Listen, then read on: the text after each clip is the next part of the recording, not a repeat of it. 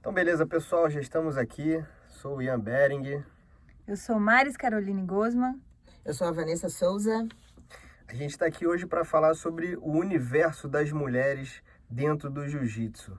Trouxe aqui duas mulheres casca-grossas, uma faixa azul e uma faixa preta, para poder transmitir para vocês tudo aquilo que elas vivenciam, as experiências e tudo aquilo que elas se sentem bem, se sentem mal e como aconselhar você, mulher, que quer começar a fazer essa arte marcial, esse esporte, mas tem algum tipo de medo, algum tipo de receio. Não é isso? É isso, acho que é isso, né, Maris? É isso mesmo. Perfeito. Então, a primeira pergunta que eu poderia fazer para vocês é como que é a entrada no jiu-jitsu, você sendo uma mulher? Tá começando, Maris? Pode ir. Então tá. Sim, ó, o que acontece hoje que eu vejo? Eu vejo as meninas com algum tipo de preconceito, mas talvez seja receio, não preconceito, né? Não um preconceito da arte marcial, mas provavelmente, e muito, muito disso, pelo medo de ter contato, porque o jiu-jitsu é um esporte de contato físico, e com outros homens, porque acreditam que ou não tem turmas só femininas, né? É mais difícil dependendo do local que tu tá inserido. E então esse contato físico eu acho que é o que limita um pouco as mulheres de se inscreverem no jiu-jitsu. Seria pela questão mais, pela conotação sexual que pode haver do agarramento, é isso que tu acha? Perfeito. Eu acho que esse é o nosso ponto principal, né? Tentar se desprender dessa questão de sexualidade, né? De contato físico. E se relacionar mesmo à defesa pessoal, à filosofia do esporte, ao que a gente aprende na escola de jiu-jitsu, né? Eu acho que o visual do jiu-jitsu, a primeira coisa que a gente vê no jiu-jitsu são posições que remetem à sexualidade.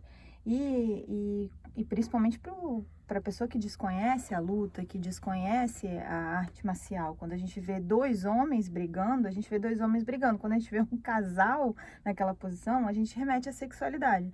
Então, o desconhecimento é o nosso maior desafio, né? Nossa maior barreira para a entrada da mulher na arte marcial. O entendimento da necessidade disso como defesa pessoal, como utilizar isso no dia a dia, na defesa pessoal, na proteção da mulher, que é a nossa vantagem para chegar a conseguir a entrada da mulher no jiu-jitsu, né? Como vocês veem, assim, por exemplo, essa questão da conotação sexual, ela vai surgindo lá para os 14, 15 anos, né? Então, começar no jiu-jitsu mais cedo, né, como criança, de repente anularia toda essa conotação sexual que uma mulher já adulta ou uma adolescente já um pouco mais velha já começa a passar a ter, né? Aquela questão da maldade do corporal. Vocês acham que isso aí realmente cabe? Então, eu tive essa sorte, né? Acho que a Maris pode falar porque ela entrou um pouco depois, né, no jiu-jitsu, daí pode falar como mulher mesmo. Eu tive essa sorte de entrar no jiu-jitsu com 15 anos. Então, foi na minha melhor fase para poder trabalhar uma arte marcial e ali moldar o meu pensamento. O jiu-jitsu ele me ajudou em várias coisas, começando na minha adolescência. A principal é encarar as dificuldades do universo feminino numa sociedade machista, porque nós somos criadas assim.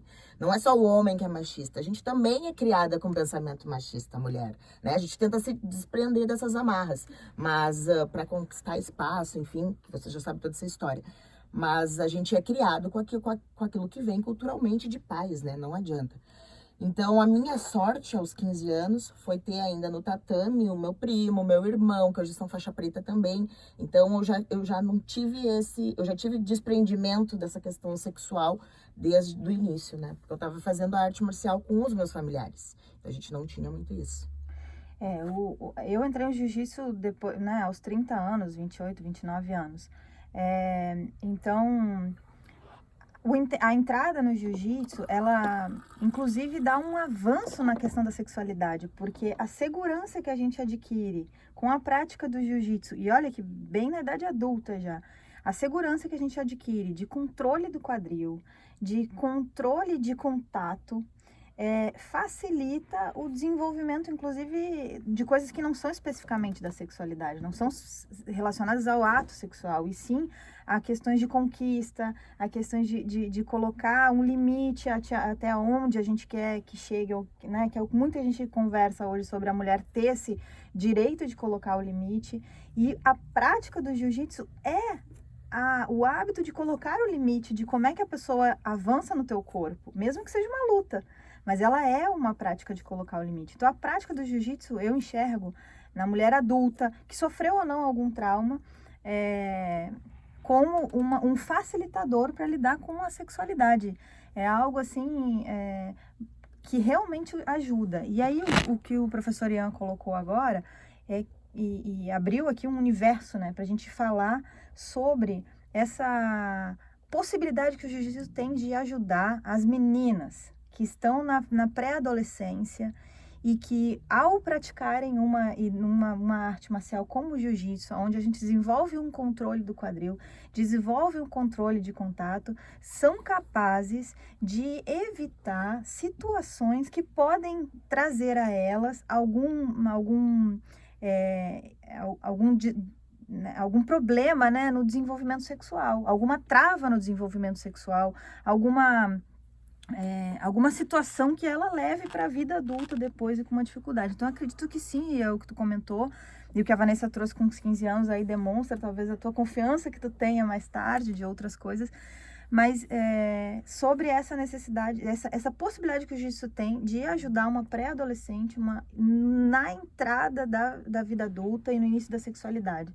Algo que nem tinha passado pela cabeça antes, Perfeito. né? Eu quero falar, a Maris fala bonito, que ela é professora, né, gente? Então eu passo a bola sempre pra alguém pra dar uma arrematada final, né? Mas eu quero dizer o seguinte, quero aproveitar esse gancho e dizer assim, eu nunca passei, graças a Deus, eu falei, eu tenho muita sorte, por uma situação de assédio ou afins, né? E eu tenho 1,5 m, tá? Tenho 1,5 m, sou desse tamanho. Então, o que acontece? Eu acho que muito da postura que vem da arte marcial evita com que certas pessoas cheguem em ti, né? Pra falar alguma gracinha. Não que eles tenham medo de ti, não é isso. Mas é que a tua postura já evita, né? Uma irmã de falar, acho que eu não vou mexer, né? A cara não tá muito boa. Ou então, né? Ela parece que malha. Então, evita já isso bastante, né? Eu costumo dizer isso aí. Tem uma frase que eu uso sempre, que eu uso para as meninas, usei ontem, né? Todo mundo que me conhece sabe, me convida para ir para academia, para dar aula feminina ou mista. Eu falo assim, a mulher tem medo do homem, mas o homem tem medo da mulher que não tem medo, né? Então, essa coisa postural que o jiu-jitsu te traz, que a defesa pessoal te traz, ela já te evita entrar em algumas encrencas. Agora, professora Ian, eu tenho uma pergunta.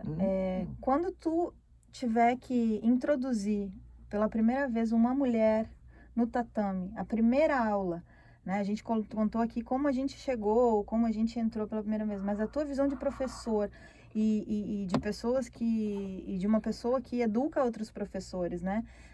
O que é a primeira coisa que tem que se ensinar para uma mulher no tatame e como se introduz ela, de repente, uma adolescente, uma pré-adolescente e uma mulher adulta, assim? Quais são a tua vivência sobre isso? Então, a primeira coisa que eu vejo é a não, vamos dizer assim, eu não vou pegar pelo gênero a pessoa. Então, se chegou uma mulher, se chegou um homem, se chegou um idoso, uma criança, eu não vou pegar ela e vou falar, olha, como você é uma mulher, vem cá que eu vou te ensinar isso. Como você é um homem, vem cá que eu vou te ensinar isso aí. A arte marcial, ela dentro do seu padrão de ensino, através de um ensino que eu vejo como um ensino de excelência, ele tem que ter todos os fundamentos construídos, porque a gente constrói como se fosse construir um prédio. E quando você constrói um prédio com bases num chão, que às vezes o chão pode ser considerado o quê? O ambiente em que vive. Porque diz que o ambiente molda o nosso caráter, o ambiente molda a nossa personalidade. Então, o ambiente em que vive é aquele chão. Às vezes o chão é de areia, vamos dizer assim, é um chão um pouco mais instável. E como que você vai construir uma base sólida numa pessoa que vive num chão de areia?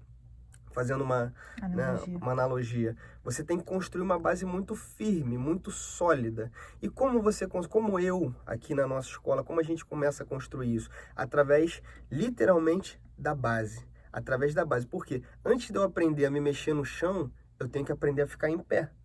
Porque se eu não sei ficar em pé, eu só tenho o recurso do chão. E cair no chão, na rua, a gente, só de imaginar, já fala, caramba, não sei se eu gostaria muito. Não é o ideal. Mas é claro que na sequência a gente vai ensinar a cair no chão, vai ensinar a se mexer no solo, vai ensinar a se defender, técnicas de defesa pessoal, tudo isso. Mas o primeiro contato com o jiu-jitsu tem que ser com a base.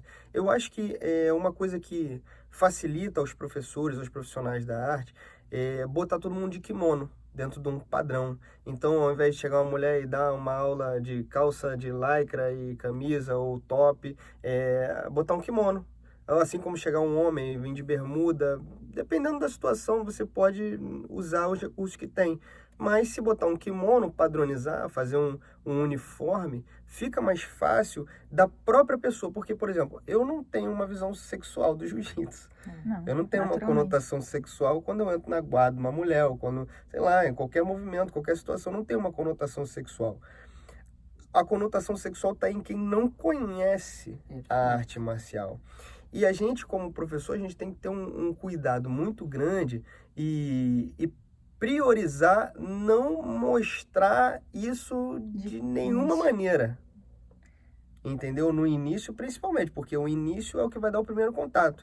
É o primeiro oi. Olhei, a primeira, como dizem, né? A primeira impressão é a que fica. A gente depois, para poder reverter uma situação que foi construída errada ou de forma ruim, é uma coisa que a gente vem construindo aqui na nossa escola. Cara, a gente quer fazer com que o aluno iniciante ou aquele que teve uma má experiência conheça o jiu-jitsu como ele realmente deve ser apresentado, deve ser introduzido. Mas aí é um assunto para um próximo podcast, né? Primeira aula dá um podcast inteiro, né? Podia mesmo. Você já podia fica fazer. Um link aí pro próximo. Eu acho super interessante. Eu vou botar um desafio aqui pra gente chegar até o final desse podcast aqui, com 5 motivos pelas quais as mulheres deveriam treinar jiu-jitsu. Vamos ver se surge aqui na nossa conversa. Eu tenho a força de presença. Sim. Só um segundinho, gente. Vivo, né? Tá, mas não tem problema. Tem problema não. Se pra vocês incomodarem, toda vez que vocês põem a coisa ali, então não vamos. E a gente ouve. Então, não, pode deixar, mas assim, se vocês quiserem, se não incomodar também, tiver no meio, porque tá saindo assim, eu ouvi 2 vezes. Aí, se pra vocês isso não incomodar e pode ser uma coisa natural, beleza. Se vocês acharem que não querem ter nada disso, aí tem que tirar. Quando vocês forem, para de falar, tirou, pegou, e volta a fazer. Pô, é uma opção de vocês. Pessoal, gente, olha só. A gente tá... Olha esse tomando estúdio mijado aqui. Não, olha esse estúdio aqui. Com esse cara aqui. É isso aí, podcast sensacional. Sucesso. Esse cara tá ensinando pra gente a fazer isso aqui. Nada. Claudinho Galvão. Estamos trocando conhecimentos aqui. Eu tô Segue aprendendo aí. muito ouvindo aqui. Galvão Studios, é isso? Segue aí. aí, pessoal, para vocês poderem... Inclusive aqui no Rio de Janeiro, dublagem e tudo isso, aqui é o lugar. Olha, outra coisa que eu queria falar para vocês é façam suas perguntas aqui no nosso Instagram para que a gente possa responder. A ideia aqui, ó, a gente tá quase com uma roda de conversa. Obrigada, Claudinha. A gente tá com uma roda de conversa aqui, né? A gente trouxe o chimarrão e tal. Eu sou gaúcha, em homenagem à Vanessa também, mas esse chimarrão aqui é chimarrão de carioca, porque aqui a gente demora pra achar erva de chimarrão. Então quem vier visitar a gente, traz erva de chimarrão. Ela não me avisou, mas na próxima eu trago, tá? Mas vamos seguir aqui com Olha que 5 legal benefícios. aqui, ó. Nunca tinha ouvido falar nada do jiu-jitsu desse ponto de vista que ela está abordando. Agora, pela primeira da atividade sexual das mulheres. Como eu não peguei o início da explanação dela, gostaria provavelmente que falasse novamente. Olha, você vai poder ouvir tudo isso e muito mais no nosso podcast, tá? E no YouTube também. A gente vai botar isso tudo lá, tá bom?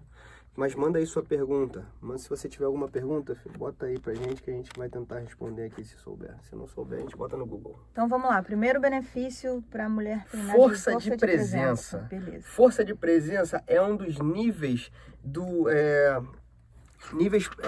quando a gente ensina jiu-jitsu, a gente tem que ensinar a pessoa a viver, né? Tu não pode ensinar o jiu-jitsu, não pode ensinar a pessoa a lutar. Tem que ensinar ela a viver.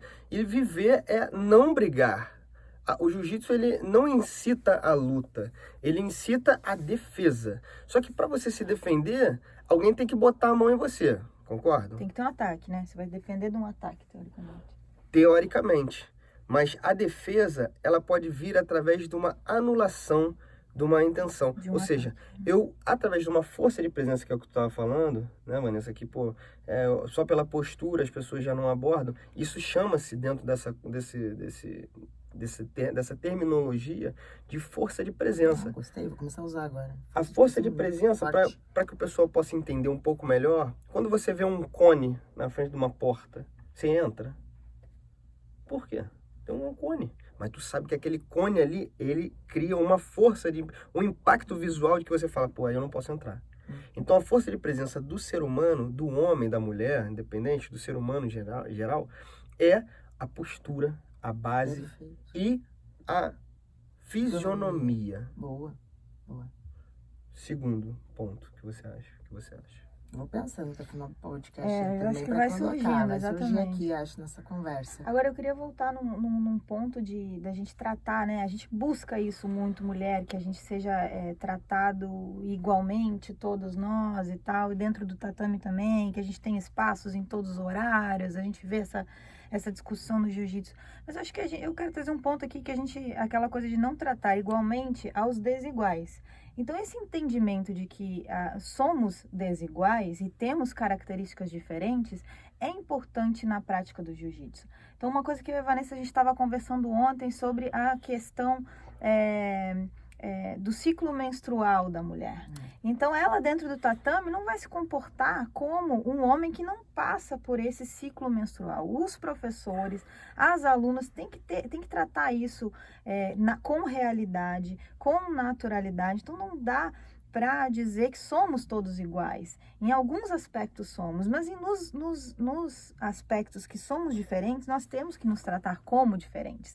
E isso também é uma forma de igualdade, porque tratar desigualmente aos desiguais é uma forma de igualdade, né? Então, quando a gente pensa aí na mulher dentro do tatame, há uma necessidade, por exemplo, de entender, de repente, um momento mais emotivo e uma facilidade, uma vantagem que o jiu-jitsu traz quando nos torna casca grossa, quando nos torna guerreiras, aprender a lidar com essas fases, por exemplo, do ciclo menstrual, sendo mais forte. Então, eu vou estar num momento mais sensível, mas o jiu-jitsu me ensina a como lidar e a como ter garra para ser forte num momento mais sensível. Então, eu acho que um dos benefícios para a mulher no jiu-jitsu serviria para todo mundo, mas a mulher tem uma particularidade. É que a gente tem vários benefícios do jiu-jitsu para a mulher, né? Estresse, diminui a irritabilidade, né? A gente tá mexendo com toda a parte hormonal, né? Quando a gente tá nesse período, então, que a gente fica mais cabisbaixo, né? É mais difícil, tudo dói, né? Aquela coisa toda. A gente tem um baixo rendimento, sim, mas a gente tem... O que eu falo sempre para as gurias, vocês têm que lembrar que TPM é um saco. Vem pro tatame largar toda ela, entendeu? Então, vai lá, extravasa, relaxa. Eu acho que a gente tem muito disso. O que eu sinto falta hoje são os professores virem falar a respeito disso. Comigo, não precisa ser ao vivo, não precisa ser no meio da galera. Dizer, Vanessa, como que eu posso lidar com essa situação? Porque assim, gente, acontece muito. Os professores, principalmente de projetos sociais, eles me chamam para fazer uma visita e para eu falar um pouquinho sobre uniforme, vestimenta, como as meninas têm que se comportar no tatame, principalmente porque elas estão nessa idade da adolescência, né? Essa troca aí, essa questão sexual, tá começando a aflorar, né? A sexualidade. Então, eu acabo indo e falando sobre isso com as meninas. Hash guard, gente. Top fechado, camisa fechada. Tu tá ali pra lutar jiu-jitsu, né? Aquela questão toda. Então, o que acontece? Também sinto falta de vocês me perguntarem sobre rendimento em momentos que são do período de TPM e menstrual. A Josiane está aqui falando, muito boa colocação. Jiu-jitsu é o xadrez humano. Sobre o TPM, muito importante ser falado. Então, a gente consegue ver aqui também no nosso público que também é uma mulher. Uma adesão, né? Também sente falta, provavelmente, disso. E, inclusive, é importantíssimo até, né? Eu estou ouvindo isso e já estou aprendendo, porque existiu até uma situação, uma dessas semanas atrás, que a gente dá aula para meninas aqui, e duas meninas estavam diferentes do que são normalmente. E eu tenho uma sensibilidade, eu consegui perceber um pouco, mas eu não entendi realmente, porque, né, eu não vivo isso. Então eu não entendi realmente o que estava acontecendo. Tentei lidar da melhor maneira, através de passando conceitos e transmitindo ali, botando para fazer exercício, mas no final acabou, eu fiquei com aquela questão na cabeça, cheguei em casa com a Mari e falei... amor, o que você acha? Ela, nossa, você não percebeu que elas estavam de TPM? Pra mim É era óbvio. importante professores falar que as mulheres, quando elas convivem junto, elas acabam ficando de TPM junto, tá? Geralmente o ciclo menstrual ele acaba se encaixando, assim. Falando sobre isso, Né? tem Louco. uma pessoa que escreveu sobre isso, que é o Bernardinho, se eu não me engano. Isso No mesmo. livro dele fala Muito sobre bom. isso. Aquele transformando o suor em ouro, não é? É, uma coisa assim. Maravilhoso. Dica de livro, gente, olha. Dica de livro. Dica de livro. Fácil de ler, rapidinho, show de bola. Principalmente para os professores que trabalham com competição e trabalham com mulheres competindo. Porque ele relata no livro essa tendência, né, de que a mulher tem, quando convive excessivamente num grupo, de ajustar os seus hormônios. Então, elas menstruam depois de um certo tempo de convivência, todas ao mesmo tempo. Isso é algo da natureza, né? É uma forma, enfim, é profunda a explicação biológica disso. Mas elas, depois de um tempo, menstruam todas ao mesmo tempo. E o que ele relata no livro? Que para lidar com a seleção feminina de vôlei, quando foi competir, né, nos mundiais e Olimpíadas e tudo mais, ele teve que aprender e a desenvolver e a entender que tinha momentos de treinamento que ele poderia ir mais profundamente, tinha momentos que ele tinha que ir mais devagar, porque não ia dar certo. Então, assim, lá tem um relato um pouco fica aí uma dica, né, para professor que trabalha com competição também. Vai lá, posso continuar assim nessa questão de adolescência? Vamos assim? lá. Então tá. E a minha pergunta é a seguinte, tá? Eu aproveitando o gancho do livro, porque depois eu li outros artigos do Bernardinho e ele dizia assim: quando eu trabalhava a seleção brasileira naquela época, a gente trabalhava para base de cobrança e porrada, funcionava. Hoje, quando eu trabalho com a seleção brasileira, né, ele fala assim, eu tenho que ficar lambendo, elogiando. Não foram essas palavras, tá? Mas vocês entenderam que eu quero chegar, né? São outras gerações, né? Eu queria saber se tu já notou essa troca no caso tu é muito novo, tá com 32 anos, né, que quase a minha idade, mas eu digo assim, se tu nota que pro nosso tempo de adolescência, a gente era tratado de um jeito que a gente não pode ser tratado igual, não pode tratar nossos alunos, clientes hoje da mesma forma, senão a gente perde eles. Inclusive, a gente vê não só no adolescente de hoje e como a gente foi como adolescente, mas eu consigo ver isso nitidamente do meu pai, o que ele deve ter vivido como adolescente, para como ele é hoje lidando com as pessoas, o que meu avô, então, deve ter vivido como adolescente. E a gente vê isso no jiu-jitsu, através da linha do tempo, como a gente vem, né, diretamente do mestre Hélio Gracie, nosso grande mestre, que Deus o tenha, e vem meu avô, o grande mestre João Alberto, o grande mestre Álvaro Barreto, também ícones, meu avô Flávio Bering, que veio pro meu pai, Silvio Bering, e que são grandes mestres da arte marcial, que ensinaram a gente a lidar, né, bem com as nossas dores. Olha, vou te falar, o meu pai, ele é maravilhoso, eu amo meu pai de coração, mas realmente ele nunca foi mole, ele nunca foi sutil, ele nunca foi, vamos dizer assim, como a gente está acostumado a ter que ser hoje, carinhoso com o público que estava ali dentro do tatame. Mas eu tenho um pai que não abraça, ama infinitamente, mas é difícil abraçar. Então tu imagina, né, na época deles, como devia ser dentro do tatame. Acho que dá um tema de podcast isso aí, dá, né? Mudança de comportamento intergeracional relacionado ao jiu-jitsu, né? Os desafios aí do ensino e da prática também. Eu costumo dizer assim, pô, Marrinha não sei se vou mandar pra ele isso aqui, vou falar que eu faço apoio masculino até hoje, gente. Ele me obrigava a fazer o apoio masculino e falava, tá ruim, Vanessinha, não te convidei pra estar aqui. E digo mais, tu paga pra isso. Então eu fico pensando, se hoje eu tivesse uma turma e falasse isso, o meu aluno ia dizer, grande abraço, tchau, vou trocar de escola. De uma certa forma, talvez sim, de uma certa forma, talvez não. Porque isso tudo também depende de como você implementa os conceitos. E perfil também, né? E perfil que a gente vê. A gente atrai pra gente aquele perfil que a gente tá querendo mais trabalhar. Né? Então, quando você trabalha com adolescente, independente de homem, menina, menino, menina, a gente tem que trabalhar através de conceitos. Eu não vejo assim elogiar, acariciar ou de alguma forma tratar duramente. Eu não enxergo muito isso dessa maneira, entendeu, Vanessa? Eu vejo assim, implementar conceitos. A minha missão como professor, como profissional é implementar conceito. É falar, olha só, você tá vendo isso aqui? Tá errado. Você tá vendo isso aqui? Tá correto. Sabe onde é que você vai chegar através desse comportamento? Ali. Sabe onde é que você vai chegar através desse comportamento? Lá. Então, de alguma forma, porque o jovem, ele tem cada vez mais carência de orientação. Porque cada vez mais os pais vêm negligenciando, também é um outro tema que a gente pode falar no futuro, negligenciando a dura, que a gente vivia, né? Que hoje em dia é o sermão, é a orientação. Só que hoje em dia eu pego um telefone, boto no Google e boto qualquer coisa. Imediatamente eu aprendo não, eu leio aqui sobre aquilo. Então eu adquiro aquela informação. Então imediatamente. Então hoje em dia está muito mais fácil de você se informar. E aí, por exemplo, um jovem pode usar isso com o pai, por exemplo, você não pode falar assim comigo porque tem o estatuto do jovem, do adolescente. Vemos, né? Vemos isso às vezes. Só que aí o pai, para chegar nesse ponto, o pai não ensinou para ele o quê? O valor de você ouvir o que um pai tem para falar, com a importância disso para você. Então, de alguma forma, existiu uma negligência. A gente, como está dentro do tatame, eu costumo dizer isso para os alunos, principalmente para os jovens. Eu pergunto assim, vocês respeitam o professor do colégio?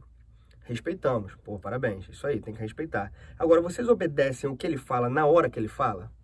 Não. Não obedecemos na hora que ele fala o que ele fala. E um professor, e teu pai, tua mãe, obedece na hora que ele fala? Não obedeço na hora que ele... Não, fala a verdade pra mim, não mente não. Não obedeço na hora. E eu, se eu mando você descer agora e fazer 50 flexões, tu vai fazer? Vou. Na hora? Na hora. Então faz aí. Aí ele começa a descer, não.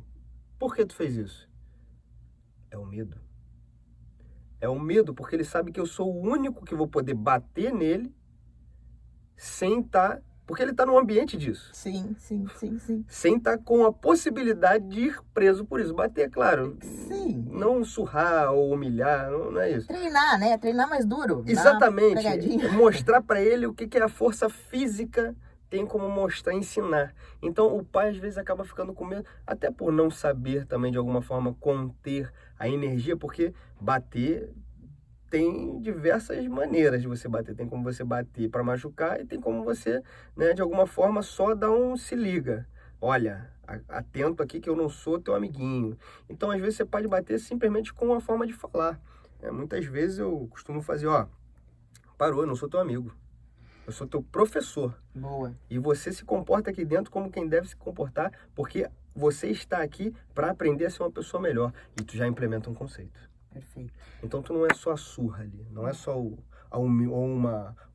estou sendo humilhado. Não, eu estou aprendendo a ser uma pessoa melhor. Dentro do jiu-jitsu realmente tem isso, né? Tem o aprender a respeitar, e através do aprender a respeitar é aprender a se fazer respeitado ou respeitada, no caso da mulher. Então tá aí o link com a mulher, né? A necessidade e o aprendizado, que eu acho que é o segundo benefício do que a gente vinha falando, que é aprender a ser, fazer ser respeitada, né? Dentro da questão da sexualidade, dentro da questão do ambiente onde a gente anda, dentro da questão do respeito com os próprios filhos, implementar isso com os filhos, essa questão de impor o respeito, né? Ensinar o respeito aos filhos. Então, acho que o segundo grande universo aí podia estar nesse de fazer respeitar. Se fazer respeitar, aprender a respeitar e se fazer ser respeitado, né? E um assunto que surgiu aqui agora, que o Ian tocou num assunto que eu achei interessantíssimo, que é uma diferença que a gente tem que trazer à tona. Tu comentou sobre a força física. E aí eu até queria trazer uma das perguntas que veio aqui pra gente fazer pra Vanessa. A gente tem um monte de pergunta das meninas de ontem, tá? A gente vai responder daqui a pouquinho, vamos dar uma acelerada aqui, mas é isso aí. Aproveitando a questão da força física, e talvez uma delas envolva, né, a resposta dessa pergunta envolva a questão da força física, qual foi a faixa, a graduação? Vanessa já é faixa preta, competidora, já ganhou vários campeonatos mundiais e tudo mais, mas as meninas fizeram pra ela, qual foi a faixa mais difícil para ela no jiu-jitsu? Qual das graduações? A faixa azul é a primeira, a faixa roxa? Meu pai tá ali, gente. Meu pai tá ali ao vivo. Silvio, bem-vindo, Silvio. Te amo, show. Pai. E qual foi a faixa mais difícil? Faixa azul, a faixa roxa, a faixa marrom ou agora a faixa preta? Em alguma medida envolvendo inclusive a força física? Todas foram, vou dizer por quê, mas a minha, ela é mais, não digo competir, vou falar qual foi a minha de competição pela força física, mas vou falar qual que eu acho que é a mais ansiosa, assim, de todas. Então, assim, a faixa azul, gente, a gente fala síndrome da faixa azul, né? A galera pega a faixa azul e para.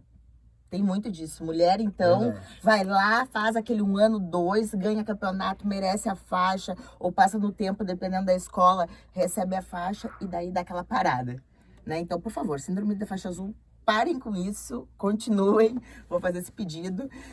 Depois, na faixa roxa, foi a minha... Parei um pouquinho, gente.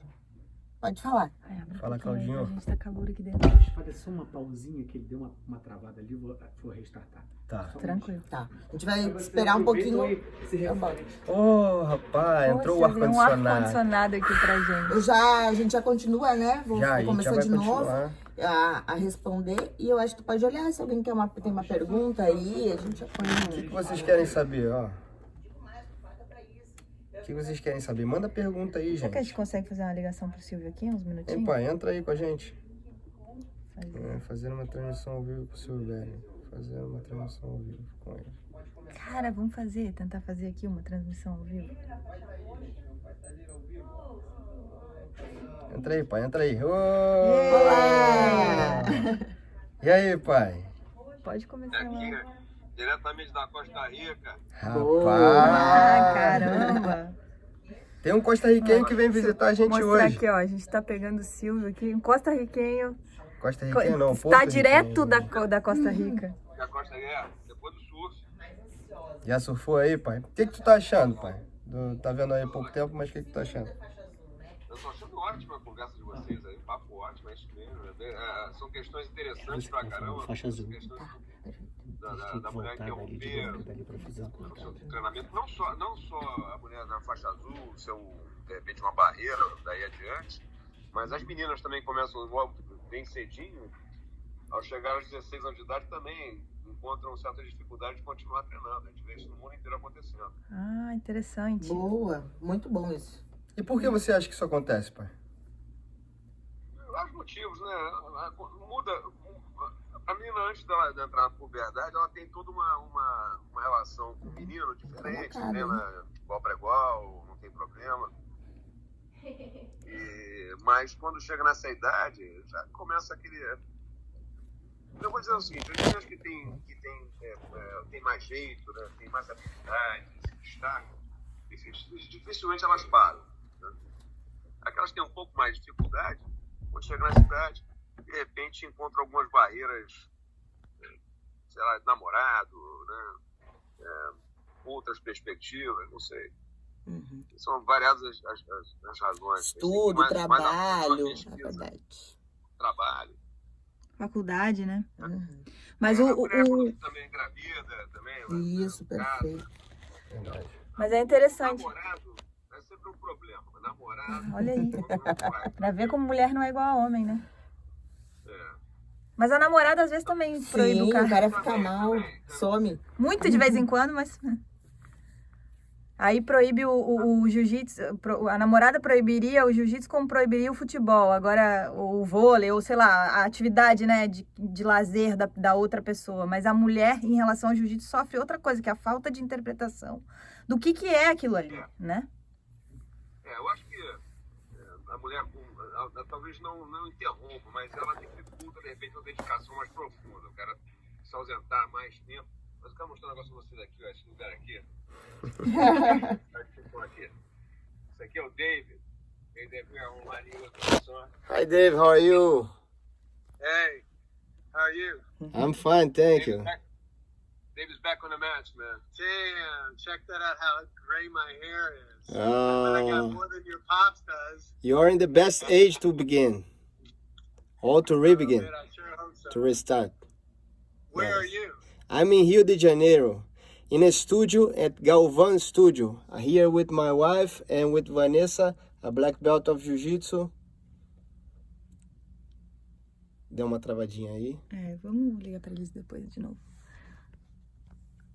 É isso aí. Vamos continuar então o nosso podcast aqui. Pai, depois a gente continua falando, tá? Te amo, obrigado pela participação. Ótimo, que sorte a nossa. É interessante, né, esse entendimento de que o namorado poderia, em algum motivo, proibir a mulher de treinar. E a Josi... Mandou ali, ó. Exatamente, a Josiane BJJ, uma das nossas meninas lá, colocou aqui, ó, a ideia o negócio é levar o namorado pro tatame. Boa! E aí, uma coisa que pode ser de diferente e tal, é como os relacionamentos se perduram através de uma prática em comum. Pode ser o jiu-jitsu, pode ser alguma outra prática, mas aí a gente tem aqui também uma realidade, né, nossa aqui. minha e do Ian, mas o quanto o jiu-jitsu também pode ser a coisa em comum do casal, né? A coisa, a atividade, a prática em comum. E aí o jiu-jitsu tem um diferencial, porque não é só uma prática, é uma filosofia de vida. Agrega muito. Enfim, mas vamos voltar lá. Vamos falar. Então tá, a gente estava falando, o Silvio fez a participação aí, a gente só vai repetir para poder entrar lá no podcast depois, né, na gravação. Então eu vejo assim, a dificuldade da faixa azul, síndrome da faixa azul que a gente fala, que as meninas param. E não é só mulher, homem também para, gente. A gente chega lá, estamos num nível, eu vejo muito disso, nós chegamos num nível, a gente pega as ruas, a gente dá aquela travada. Muitas pessoas, porque tem que começar tudo de novo. É o normal das faixas, né? A gente tem que continuar competindo, o pessoal já tá com outra técnica, já é diferente, né? O campeonato. Então são várias possibilidades. A faixa que eu achei mais dura.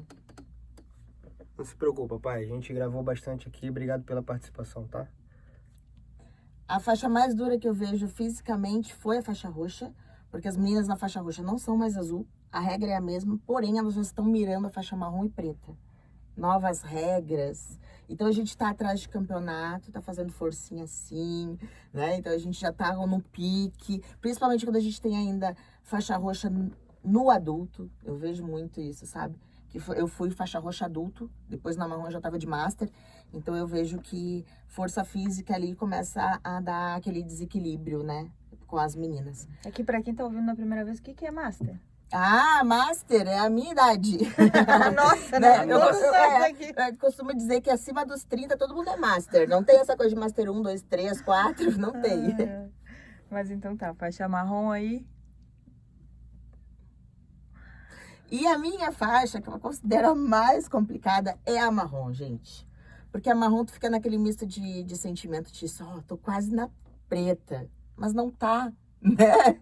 Então tem regra como preta, luta, às vezes a mulherada tem junção e luta com faixa preta, né? A gente vê aí o AE, que é a JP agora, né? Junta bastante as meninas da marrom e preta. A gente fica esperando, a gente é cobrado como faixa preta, a gente vira referência dentro do tatame como faixa preta sendo marrom, porém a gente nunca sabe quando chega a tal da faixa preta. Mas você acha que é a mesma responsabilidade? A marrom e a preta? Não, não acho. Eu acho que tu vira um ícone quando tu pega a faixa preta. E gosto de repetir isso, é a primeira vez que eu venho pro Rio de Janeiro, não preciso pagar academia, hein, gente? Tô falando pra vocês. Graças a Deus eu vim convidada em muitas academias, só agradecer aí, pessoal. Então eu demorei, quase 20 anos de jiu-jitsu pra chegar a botar o pé aqui de faixa preta e ser convidada a participar de treinos, ou de fazer aulão, ou dar seminário, enfim. Então, sim, eu acho que tem um peso muito maior, vira um ícone mesmo. Acaba virando realmente tendo um diferencial. Eu também percebi isso, não é porque é mulher, não. Porque eu também, como homem, percebi isso, que da faixa marrom, a visão era uma. Quando eu peguei a faixa preta, eu não mudei, eu continuei sendo a mesma pessoa, mas a visão dos outros, quando entravam no tatame, a referência do faixa preta é diferente. Mas eu acho que a nossa visão também... Gente, desculpa, eu também, sabe, eu acho que eu também vejo assim, tipo, o moleque lá é roxo, é marrom, da seminário, é campeão mundial, eu acho sensacional. Mas aí tu tem um cara que é faixa preta, campeão mundial também, da seminário, e aí tu vai convidar quem pra ir na tua equipe, na tua academia, né? A gente acaba pensando, pendura. É o natural da formação, né? Quando a gente forma em alguma coisa, quando a gente tá lá no estágio, na universidade, fazendo as comparações, né, do jiu-jitsu com outras coisas, é uma formação. E o cara, a pessoa, gente, né, homem ou mulher, quando se forma no jiu-jitsu, eles né, adquire uma formação. Agora eu sou, né, faixa preta de jiu-jitsu e é natural, né? Então, acho que até é esperado, mesmo que até porque a gente não forma um faixa marrom, faixa preta de um dia para noite, né? Então não vai ser no dia que pegou a faixa preta que mudou. É a jornada que traz esse entendimento. E gostaria de dizer, gente, é um diploma, tá? A gente ganha um diploma. Então, é uma universidade da vida, sabe? Assim, da arte marcial, enfim. Então, acho que sim, acho que esse diploma, essa faixa pesa, sim, tu tem razão, com certeza. Foi boa essa pergunta aí, inclusive. Então, faixa marrom é mais difícil. É a mais ansiosa, né? Grande exemplo de determinação, parabéns. Meu pai falando, valeu, pai. Isso aí. E as perguntas das meninas aí, gente? Tem aí, Vanessa? vamos, Os dois aqui estão ocupados, mas a gente tem os registros aqui. Ah, outra coisa, eu acho que eu lembrei de uma pergunta aqui. Alguém comentou sobre família, a questão da família, como é que a família incentiva a mulher, se trava mais ou não, ou às vezes com os homens também, mas hoje o nosso foco é especial, né, desse Mulheres. podcast é mulheres. Então, assim, como é isso pra ti, como foi isso pra ti? Como tu enxerga com as meninas que treinam contigo, com todas as meninas que tu conhece? Como é que é a influência da família quando a mulher decide treinar jiu-jitsu? Então, assim, o que aconteceu comigo? Eu tinha 15 anos, o meu pai, comentei aqui, inclusive, meu pai obrigou o meu primo e meu irmão a treinar jiu-jitsu, porque eu não ia ficar me agarrando com o homem sozinha, entendeu? Então, os guris entraram, são um pouquinho mais novos, mas pegaram a faixa preta antes de mim, hoje somos todos pretas e tal, foi muito bacana. O que acontece hoje? A minha família falava, pra quê? Vai ficar se agarrando, é violento. E eu entendo como era a mentalidade há 20 anos atrás, que o Ian vai falar a mesma coisa. Pelo menos lá no Rio Grande do Sul, eu tô falando isso pra dar de causa, tá, gente? O meu TCC, sou formada em Relações Públicas há mais de 10 anos. Então, meu primeiro TCC das faculdades que eu fiz foi sobre a visão do jiu-jitsu perante os jornais Correio do Povo e Zero Hora lá de Porto Alegre. E por um ano eu fiz a pesquisa e a gente só tava em página policial. Que isso, cara. Nós éramos conhecidos pelos bad boys, pitbulls, o jiu-jitsu tinha fama de violência, de agressão física, porque acontecia aquelas coisas de São Paulo, de pessoas quebrar pau em boate, aqui nos ginásios. Então era sempre em página policial que a gente tava. Então a minha família realmente se assustava muito com isso, né? Falava que eu tinha que largar. Muito bom. Aqui tem uma pergunta pra você, ó. Pensa em abrir uma academia do Porradaria. Ai, Falando meu sobre... Deus. Quem tá assistindo a gente aqui por vídeo, tá vendo aqui, ó, a hashtag da Vanessa. A minha hashtag também é E do aqui, Porradaria. E aí pode falar um pouco também, aproveitar para falar um pouco o que é o Porradaria e como é que surgiu. Esse movimento, que é um movimento, eu diria assim, feminino, né? Enfim. É bem bacana esse movimento aí. Quer que eu abra? Não, tá bom. Então, Porradaria, ele surgiu quando eu virei faixa roxa, gosto de falar muito nisso, e eu comecei a perceber... Gente, você tem que entender que eu levei, 14 anos do jiu-jitsu pra rolar com a primeira faixa preta. A minha primeira faixa preta que eu rolei foi a Márcia, mãe do Ian, que esteve em Porto Alegre. Olha só que coisa incrível. E a partir dali mudou totalmente a minha visão de jiu-jitsu pro mundo, tá? Então eu criei o Porradaria baseado nesse conceito de devolver para as meninas e para as crianças tudo que o jiu-jitsu me proporcionou ao longo dos anos, porém mais presente. Exemplo. Eu fui lutar com uma faixa preta depois de 14 anos de jiu-jitsu. Eu não queria que as meninas que fossem iniciantes não tivessem essa oportunidade. Então a gente faz um treino por mês com todas as bandeiras lá no Rio Grande do Sul. A gente chega a juntar aí de 40 a 50 meninas, graças a Deus tá dando esse número aí bem forte. E a gente se encontra para poder treinar. E lá é assim, ó, menos graduada tira mais graduada para rolar. Porque é a oportunidade que a gente tem de rolar mesmo com uma graduada, de treinar com uma graduada. Então essa é a principal questão do jiu-jitsu. Depois a gente tem aí as páginas na internet, né, do Porradaria BJJ, tanto no Instagram quanto no Facebook, e a gente fala de assuntos do universo kids, feminino, ou do jiu-jitsu como um todo, fala de regras, né, regras de jiu-jitsu, a gente comenta um pouquinho das federações, a gente fala um pouquinho de feminismo também, que eu preciso, pelo amor de Deus, rapazes, estudem o que é feminismo, por favor, vocês estão achando que a gente tá muito cheio de mimimi, não é, ao contrário, a gente quer equiparar tudo, inclusive é a premiação no jiu-jitsu, entende? Então, estudem um pouquinho para discutir, para debater com a gente isso, né, e deem voz pra gente sobre esse assunto. Eu acredito que o Porradaria, no fim, eu registrei a marca. Fiz um monte de hashguard, gente vendo, quem quiser, tá? Temos 5 estampas, tem um monte de produto. Tem Instagram do Porradaria? Como é que a galera acha? @Porradaria BJJ, tá? BJJ, bora lá. E dá pra ver todo o material. O que acontece? A gente coloca um valor, né, pouquíssimo em cima das peças, e esse valor é destinado a projetos sociais. Eu pago inscrições de projetos sociais. Então, bem bacana. Fiquei muito feliz aí esse último mês. Sobre a academia, que as gurias põem uma pressão lá para dar aula, vocês têm que entender uma coisa, e quero a colaboração do Ian aqui. Quando a gente vai pro jiu-jitsu, a gente vai para deixar todos os nossos problemas nesse tatame, essa energia ruim. A gente quer extravasar quando a gente é aluno, tô falando isso, quando a gente é um cliente. Acho que é isso aí, né? A gente quer botar lá, quer aprender um pouco da filosofia, quer poder colocar pra fora a negatividade. E aí quem absorve tudo é aqui, ó. Quem pega toda essa energia são os professores, gente. Eu acho que isso também dá um podcast. O papel do professor no jiu-jitsu, né? O papel do como é o cliente, como é o professor. Perfeito. Então vocês têm que entender que... Mas vai abrir ou não a academia? Pois é. A demanda de professor é muito grande, tem que estudar muito, né? Então aquela coisa toda. Eu tenho mais 2 perguntas aqui da nossa lista. Uma delas a primeira dessas 2 é se tu já pensou em desistir. Quando, como, por quê e quem te incentivou a não desistir? Posso falar também antes? Eu sei que a pergunta é pra tu, mas eu vou falar aqui. Olha, eu duvido que algum professor, algum mestre, algum grande mestre de jiu-jitsu, alguém que vive a vida do jiu-jitsu, nunca tenha pensado em desistir. Perfeito. Duvido! O papel dessa pergunta é satisfazer, dar suporte, né, para a tomada de decisão para o nosso aluno, nosso cliente, o nosso professor. E dizer que é normal, né? Todo mundo, né? Dizer que é normal, né? A gente é humano. Deixa eu só complementar aqui, porque pode ser que pareça, soe mal isso, mas pensar em desistir não significa desistir. Perfeito. Assim como pensar em separar-se do seu casamento não significa separar. Assim como pensar em matar um ser humano não significa matar. Então, o pensar em não significa fazê-lo. Agora, pensar em desistir, por quê? Sempre que a gente é forçado a sair da nossa zona de conforto, você não pensa, porra... Aquela coisa, não devia nem chamar zona de conforto.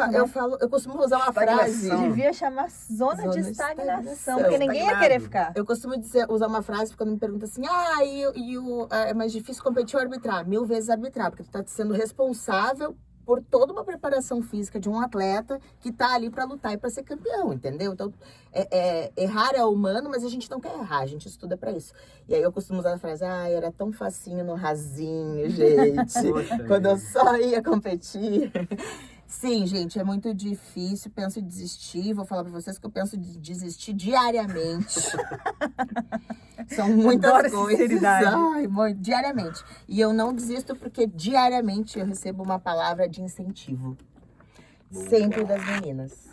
Isso aí, é isso. Pô, parei no Rio de Janeiro aqui agora para dar uma palestra de marketing esportivo. A minha amiga Michele tava arbitrando, tirou uma foto comigo e disse assim, tu que foi minha inspiração. Eu disse, nossa, preciso sair uma anã de 1,5 m lá do sul para inspirar as gurias aqui, né, no Rio de Janeiro. Eu disse, isso é satisfatório. Então vale a pena, né? Vale a pena. A gente pensa... E a pergunta, eu falei em 2, né? Então não vou deixar a segunda aqui. Não vou fazer as coisas completas. É a questão da arbitragem. Como é que tu entrou na arbitragem? O que isso te despertou? Como é que isso fez tu evoluir no jiu-jitsu? Um curso de regras, de repente quem tá aí na faixa roxa tá pensando, será que é a hora de fazer um curso de regras e tal? Independente se é para competir ou não, qual é a lógica que existe por trás da arbitragem da competição para uma pessoa que está procurando o jiu-jitsu para sua vida e não necessariamente para competir, né? Olha, também tô doido para ouvir essa tua resposta, mas o curso de regra é obrigatório em algumas federações, né, as mais importantes, para que a pessoa possa se tornar faixa preta, para que a pessoa possa ter o diploma. Se tornar não, porque qualquer um vai lá e amarra a faixa. Pode até comprar e amarrar em si mesmo, que não está certo. Mas para que você tenha o diploma, o reconhecimento de uma federação, uma confederação ou de uma instituição, você tem que ter o curso de arbitragem. Né? E primeiros socorros, né? E depois tu pode falar um pouquinho disso, acredito. A gente pode usar até o exemplo de ontem, né? Aí tu pode falar. Boa. Tá, então falando então de arbitragem propriamente, tá, gente? Eu comecei a dar aula na faixa roxa, parei e eu fiz meu primeiro curso de regras porque eu estava ensinando jiu-jitsu, certo? Quando tu chega na faixa roxa, lá no sul a gente chama muito de instrutor, mas acho que aqui no Rio é monitor, né? Sim. Então, roxa e marrom não são professores, são monitores, correto? Vamos ver o que você vai dar. Então, o que acontece hoje? Eu aconselho monitores a fazerem o primeiro curso de regras na faixa roxa, sim. Porque vocês são referências no tatame pra galera que tá entrando. E não adianta só ser referência. Na faixa roxa é a dica. Na hora de fazer o curso de regra. Perfeito. A diplomação, ela não vem, porque a diplomação é só pra marrom e preta.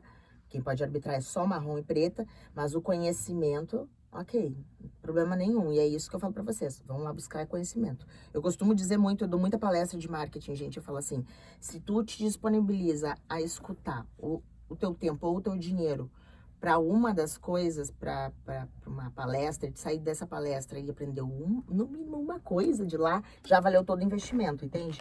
Então, com certeza, aprender regras, ele é fundamental.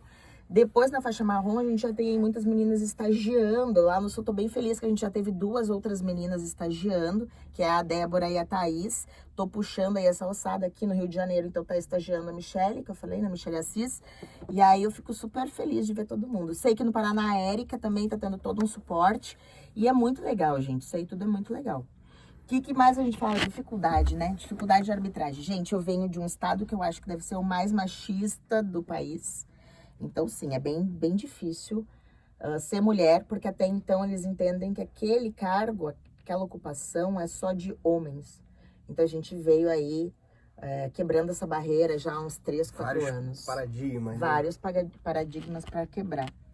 É difícil, o pessoal olha com outros olhos, e por mais que tu estude 10 vezes mais do que o homem, porque eu não dou ponto sem nó também, né? Eu estou estudando toda hora. Toda hora tem um curso, eu tô estudando, né? Não deixa na reta. Tem que estar capacitado. As pessoas ainda te olham assim com uma estranheza. Porque acho que aí tem aquela coisa que a gente mulher ouve, né? Mas tinha que ser mulher. Sim. Tá no trânsito, mas é uma mulher. Tá não sei aonde, causou uma confusão. Mas tinha que ser uma mulher. Então, o que tá por trás desse tinha que ser uma mulher, né? Tu errou lá na arbitragem, mas é mulher. Então, aí o mais importante, tá? Que eu vou falar para as meninas, estudem mesmo, porque a gente não tá entrando por uma cota feminina, não tem cota de mulher em arbitragem, entendeu? A gente tá entrando por capacitação. E é isso que eu quero. A gente quer direitos iguais, eu quero ser chamada se eu estiver capacitada para aquele trabalho. Se não tiver, me deixa em casa estudando, sabe? É isso, a gente quer essa igualdade aí de gênero, quer entrar não por cota, não existe cota, sabe? Mas o importante para eu começar, então, a arbitrar, foi fundamental eu ter um professor, e gosto de usar uma frase que ele falou, não sei nem se eu devo botar, mas vou falar. O Márcio Mendonça, uma vez eu falei assim, não, olha, eu tô cansada de arbitrar, quero preparar umas meninas para ficar no meu lugar aí, puxar os treinos femininos e arbitrar, e ele virou para mim assim, não vai ter. E eu fui assim, né, murchei. Eu disse, não vai ter, Vanessa, porque não tem um professor que saiba a regra completamente a ponto de ir arbitrar. Tu acha que esse cara que não arbitra vai deixar a sua aluna, mulher, ser uma árbitro de jiu-jitsu? Aproveitando isso, então, parabenizando o Yuri da Aliança, que é o professor da Thaís, está incentivando muito, que está de estágio. Aproveitando, então, para parabenizar o Johnny Loureiro, que também é da Aliança, que a nega arbitra lá, já é árbitro, era árbitro em Abu Dhabi, né? E o Marcinho, o que eu acho? Eu acho que faz muito sentido o que ele diz, né? Uhum. Se os professores não querem isso, não sabem a regra, não estudam, imagina se eles vão preparar a aluna mulher para isso, para ser a referência dentro do tatame, né? Pensamento equivocado, né? Muito. Porque se eu preparo uma aluna para isso, eu tenho... pra ela explodir. Caramba. Eu falo para as meninas do Porradaria, eu disse assim, ó, todo ano eu lanço desafio, tanto na minha equipe quanto para elas, vocês têm que me pegar esse ano. Porque a nossa missão como professor é transformar em seres humanos melhores que nós, em tudo, sabe? O maior mestre é aquele que ensina o seu aluno a superar o mestre. As gurias falam, por que tu ensina a tua raspagem? Por que tu ensina como te anula? Eu disse, porque eu preciso te mostrar isso. E mais, eu preciso sair da minha zona de conforto. Eu tenho que criar outras coisas também. Então é bom pros dois, sabe? Então quando o professor tiver esse pensamento... Gente, tem professor que não tem esse pensamento mesmo. Então quando o professor tem esse pensamento, flui muito mais. Eu fiz o curso de arbitragem, passei com uma faixa roxa e um mês depois eu vim ganhar a marrom. E o Márcio pegou e falou assim, vai lá arbitrar. Eu falei, tá louco? Não, vai. E me mandou, e o coordenador me chamou e eu fui, assim, cara e coragem, sabe? Mas foi bem difícil no início, bem difícil. Voltando ao curso de arbitragem e aos primeiros socorros, né? Isso, boa, por favor. A gente passou por uma situação ontem, a Vanessa veio aqui dar uma aula na nossa escola, e aí no movimento simples o ombro dela acabou se deslocando, né? Saiu do lugar. Bom, claro que todo ano eu faço uma renovação de cursos básicos de vida, né? Curso de primeiros socorros. E aí um aluno chegou e perguntou, você é bombeiro? Eu falei, não, por quê? Porque tem um quadro de certificado de curso de primeiros socorros. Não, é porque se acontecer algum acidente aqui dentro da academia, eu sou o responsável a dar o primeiro atendimento. Por isso é necessário para que a gente seja faixa preta, para que a gente possa liderar, né, o seu lugar ou, né, administrar o seu lugar, ter esses cursos, para você saber sobre arbitragem e também auxiliar alguém que tem um acidente. Só um pouquinho, gente. Já Pode retomar isso? posso. A gente está aqui numa caixa de... E nós de resto ainda, né? Que foi a ideia. Acho que foi a ideia. Eu já botei. 2 minutos de intervalo para vocês se refrescarem. Mara, Quiserem se falar aí, fica à vontade. gente, gostei muito da participação do meu pai, assim, né? Muito legal, né? Muito legal. Tá ali gravado. Ele falou um negócio interessante ali, que o porradaria, ele até gosta do nome, mas ele acha que é um nome que pode dar algum tipo de limite na amplitude, né? Perfeito. Deixa eu comentar quanto a isso mesmo, Silvio. Eu tô exportando hash ali em janeiro. Tá. E me pediram para tirar o porradaria para ir para Portugal. Porque diz que eles tratam como muito... Fight já eles não gostam, é muito agressivo. É hostil, né? Hostil, isso traz mesmo. Um ar de... Aqui no Brasil, o pessoal que fala porradaria, pelo menos na região sul, já tá totalmente identificada com as bonecas. Tanto que para eu conseguir a aprovação do registro de marca, eu tive que colocar as bonequinhas, né? Que são a professora séria, a competidora sorrindo e a árbitro, né? Então, eles já estão familiarizados com aquilo. E eu coloquei para registro para dizer que era com o intuito de criança e mulheres, né? Então, aqui já tá mais ou menos isso, assim, pelo menos na região sul. Mas eu concordo contigo e essa limitação me veio agora, quando eu fui exportar hash, só isso, não queremos porradaria. Mas a gente tem uma marca que tá pegando o mundo inteiro no jiu-jitsu, que é o Everyday Porrada, né? Então, assim, tem um limite, mas a gente pode ter um aproveitamento de outra forma. Acho que tenta preparar bem um conceito Na verdade, da ideia. Pode falar, não tem Nossa, problema. não tem problema. Eu parei. Mas foi bem pensado. Quando você Tem que começou ter, a a gente falar, tem Gosto ciência, né, muito dos dos empreendedores. limites. A gente tem que ter ciência dos limites, saber trabalhar com eles e saber que em algum momento vai ter que explicar sobre isso, explicar bem a origem, né? E aí procedência, né? Explicar a procedência facilita para quebrar essa Talvez objeção que colocar pode mais haver, né? impulsionamentos nas redes sociais para ver como são os assuntos, né? Mas tu sabe por que ele falou isso? Porque ele tem um vínculo, uma pessoa vinculada à Silver Bearing Association, que o nome da academia é Matador. Ih, caramba. E é uma academia que tem bastante aluno, a gente vê aí, tem Matador aí no Instagram, no Facebook, a gente acompanha, só o Jesse Richardson, um cara, extremamente habilidoso, competente, mas o nome realmente Assusta. porra. Isso é uma coisa interessante, porque a gente já tá entrando aqui num assunto de discutir o jiu-jitsu como um negócio, né? Negócio, Que isso também é dá bom, um podcast. isso aí. Próximo podcast. E aí o Silvio tem que participar também, né? Claro. Porque Vamos trazer ele é aqui. isso que a gente que tem que dar prioridade. Beleza. Vamos Então, retomar lá? A gente Vou já tá retomar aqui, finalizando pessoal. né? A gente já tá acabando, já tem Quase uma hora. 57 minutos de podcast, a gente já vai terminar daqui a pouquinho. Então, retomando aqui ao curso de arbitragem, né, ao curso de arbitragem e o curso de primeiros socorros básicos de vida, também conhecido como, né? A gente todo ano tem que fazer e se atualizar nessas questões, porque pode acontecer, principalmente a questão dos primeiros socorros. O curso de arbitragem é fundamental para que tu possa adquirir conhecimento e saiba transmitir, porque tu é um professor. Mas socorros básicos tu tem que saber, porque pode acontecer uma eventualidade de alguém sofrer uma lesão na academia e você é o socorrista. Você tem que dar o primeiro atendimento e sem fazer uma burrada ali para estragar mais ainda ou até anular a vida futura de uma pessoa. E a gente gosta, sempre de exemplificar e contar a história. Ontem, né, a Vanessa veio aqui na nossa escola dar uma aula, inclusive uma aula maneiríssima, mostrando uma posição de raspagem básica, entrando com a mão por debaixo da perna para poder raspar a pessoa, mostrando com uma criança, um jovem exatamente. de 13 anos, bem levinho, o ombro saiu do lugar. O ombro saiu do lugar. Ploque. E ela virou e falou assim, deitada no chão. Que bom Você que tá fez gravado sonoro? isso. Com o Que braço bom tá gravado isso. esticado. Como é que é o efeito sonoro? Ploque. E aí ela virou e falou assim, bem suave, assim, olhando, com essa cara que eu tô olhando pra você. Ian, eu acho que o meu ombro saiu do lugar. Ai, meu ombro saiu do lugar, Ian. Vem me ajudar? Aí eu olhei e falei, meu Deus, o quê? Teu ombro o quê? Saiu do lugar? Rapaz, Deus o livre, agora o que a gente faz? O primeiro pensamento é o quê? Vamos pro hospital, né? Botar na mão de um médico que vai saber fazer a manipulação correta, não vai gerar uma lesão pior. Imagina se eu lesiono uma atleta, uma mulher que quer um milhão de coisas passando na cabeça, mas eu também, a gente tem que fingir que tá calmo, né? Claro, Vanessa, calma. Não, me passou uma tranquilidade, né? Eu já vi essa situação acontecendo inúmeras vezes. Eu acreditei, cara. Mas eu já vi essa situação acontecendo inúmeras vezes. Mas eu nunca tive que meter a mão. Sempre teve meu pai, um médico, sempre teve alguém dentro do tatame que tomasse a primeira, né, a rédea ali da situação. Minha mãe, já vi ela botando ombros no lugar. Né? Caramba, mas era eu ali. Aí eu olhei e falei, olha, uma vez eu vi, inclusive, minha mãe na academia onde ela trabalha, né? Minha mãe é fisioterapeuta, lida muito bem com isso, tendo que botar o ombro numa pessoa num lugar. E eu, aquela hora ali, eu prestei atenção.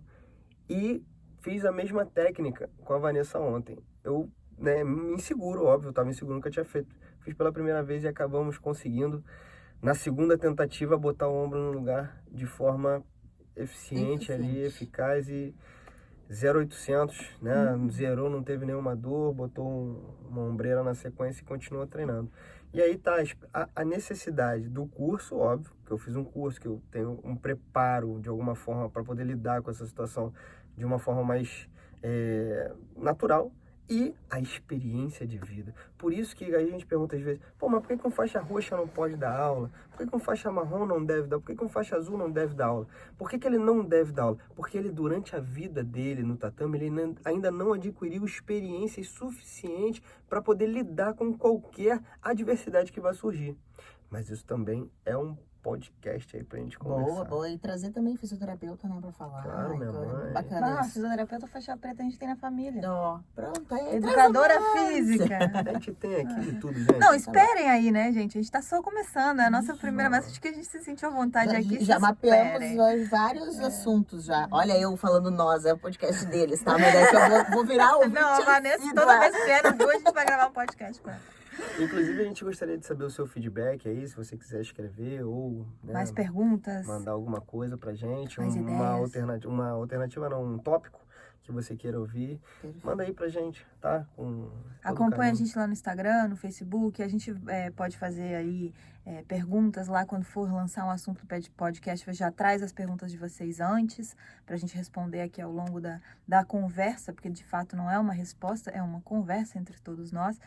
E trazer a colaboração de vocês para tornar mais interessante, porque de verdade o nosso motivo de estar aqui é a audiência, né? Isso mesmo. São todos Queria nós falar pra vocês que eu fico jiu-jitsu. disponível nas redes sociais, a Mari sabe, e também no WhatsApp, não tem problema nenhum. Posso demorar um pouquinho para responder, mas sempre respondo. Muitas meninas me perguntam sobre assuntos diversos, um monte de coisa. Fica à vontade, entra lá, vou te responder. Ajudo sempre as meninas que querem começar a competir, né? Tenho bons exemplos aí. Então, qualquer palavra de força, de incentivo, a gente tá aqui para se ajudar. A gente costuma dizer que a gente tem que ser aquela mulher que arruma a coroa das outras, né? Então, eu tô aqui para ajudar vocês, incentivar e que vocês sejam bem melhores do que a gente foi. E não passem por tanta dificuldade dentro do tatame, não tenha tanto pensamento de desistência que nem a gente já teve, né? Só pra terminar, existe um ditado que eu gosto muito, sempre cito. A pessoa inteligente é aquela que aprende com os seus próprios erros. O sábio aprende com o erro dos outros. E a gente tá trazendo tudo mastigadinho pra vocês aqui. Sejam sábios. Verdade. Quais são, então, os 5 benefícios? Ninguém Olha, anotou? Não anotou? poxa vida, como é que é? Então Como é que tá, é a posição? presença. Força de presença, Tá. o respeito, né? Desenvolvimento do Do respeito, ser respeito, vamos colocar respeitada. isso, a mulher ser respeitada. Acredito que a gente tem que colocar aí desenvolvimento corporal com a questão de postura, tá? Acho que isso é um dos principais mesmo para evitar várias coisas. A gente, quando se sente confiante, autoestima, a gente acaba repelindo qualquer Autoestima e assédio, desenvolvimento corporal. Isso aí. Né? E atraindo pessoas mais bacanas, Dentro próximas. do desenvolvimento corporal aí tem também a capacidade do jiu-jitsu trabalhar o nosso core, né? O nosso Perfeito. quadril, o nosso abdômen, que é algo que a mulher Exato. precisa depois para parir quando for vida Isso, adulta, para ter perfeito. prazer, para um monte de coisas. Então, são benefícios ali que estão dentro desse conceito da autoestima e do desenvolvimento corporal. E Faltam 2 ainda, hein? Acho que é proteção, né? Segurança eu pessoal. acho- Que tá dentro do primeiro lá, mas ele é específico, né? Pra mulher. Segurança pessoal, a questão da prática. Eu acho e assim, o quinto, professor? É autoestima, aprender a se relacionar com pessoas tanto do próprio sexo quanto do sexo oposto. Aprender relacionamento. Aprender- Fechou com chave de Muito ouro. bom. A se relacionar no trabalho com o chefe, que às vezes é inconveniente, que às vezes vem e bota a mão na tua coxa. Aprender, o chefe quer tirar uma foto, acaba botando a mão embaixo, bota a mão na A bunda. esgrima, né? Acabar. Isso tudo é posicionamento. O posicionamento ele engloba a defesa pessoal, ele engloba o caráter, ele engloba a personalidade. Ele, gente, aqui a gente vai. Mas só que isso não é Fechamos só. top 5, né? Importante dizer que isso não é só para essas mulheres cascas grossas. Isso é para você que nunca praticou arte marcial. Isso não é só, mas eu tenho que estar bem fisicamente. Não, você não tem que estar nada. Você tem que vir. Só vir. Só vir. O resto Só a gente vem. faz aqui, bicho. Tá? A gente é profissional nisso. Deu? Tá bom? Eu acho que vocês podiam fechar, né? Dizendo que vocês ficam aqui no Recreio, que eu vim lá de Porto Alegre, que eu amei estar aqui, que eu achei sensacional a escola. E vocês podem falar e convidar a galera e falar que tu tem as 2 aulas que já é diferente. 2 aulas, a aula experimental transformadora, que eu adaptei e botei esse nome, achei que era interessante, porque é uma aula experimental que a minha intenção em transmitir é te transformar não você como ser humano, mas transformar a tua visão do jiu-jitsu, transformar a tua visão de como você pode se portar, transformar a sua capacidade, você enxergar a sua real capacidade de se defender de uma situação adversa através de movimentos simples, curtos. E olha, é incrível. A Vanessa acompanhou um pouco da aula. Eu queria falar, então, eu vou relatar também que ontem ele deu uma aula experimental, né, para 2 adolescentes, e estava o pai e tio, porque era sobrinho e filho, e eu do lado, e nós 2 faixa preta.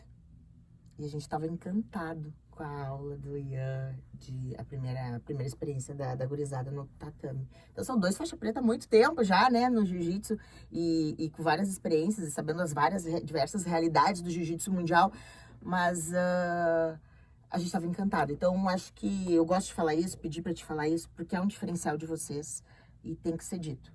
Certo? Parabéns para vocês. Muito obrigada pelo convite. Obrigado a vocês. Agradecer a tua disponibilidade, Vanessa, de estar aqui com a gente, de ter se divertido deslocado muito. 2 vezes já para estar aqui divertido conosco. Muito legal. Muito obrigada. E outra coisa, tu falou que tinha vergonha de aparecer no live, mas eu não eu vi. tenho, Tá lá, gente. olha. Mas o pessoal começou a me Uma mandar hora. assim, ó, para de rir, tu tá te rindo toda. E eu falando assim, gente, ao vivo, você sabe que eu tenho vergonha.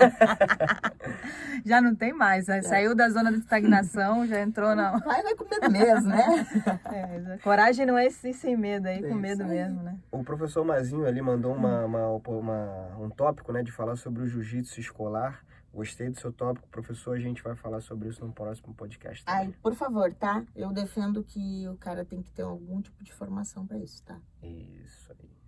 Beleza? Mas essa é a opinião da Vanessa. Só Estamos- fazendo não, um mas adendo, porque estamos estarei pensando ali nisso, né? consciente. Com certeza. Estarei ali consciente acompanhando o próximo ao vivo e o podcast. Tá Gente. bom, gente. Beijo pra quem acompanhou ao vivo. Tchau, gente, para quem acompanhou aqui agora, que tá ouvindo no podcast, também pode procurar a gente lá no YouTube para olhar nossas carinhas, né? Apesar de A que gente vai vai ser botar, sempre igual, mas tá tem gravando lá no lá YouTube também. também, pode procurar lá. Provavelmente no IGTV da escola vai ter algumas partes também que vocês podem recuperar. E então, encerrando aqui, eu sou Maris Caroline Gosma. Eu sou Ian Bering. Vanessa Souza. Tchau, gente, até a próxima. Estamos aqui na Escola Bering Jiu-Jitsu, no Recreio. Bering Fala. Bering Bering Fala. Tchau, gente. Os. Os.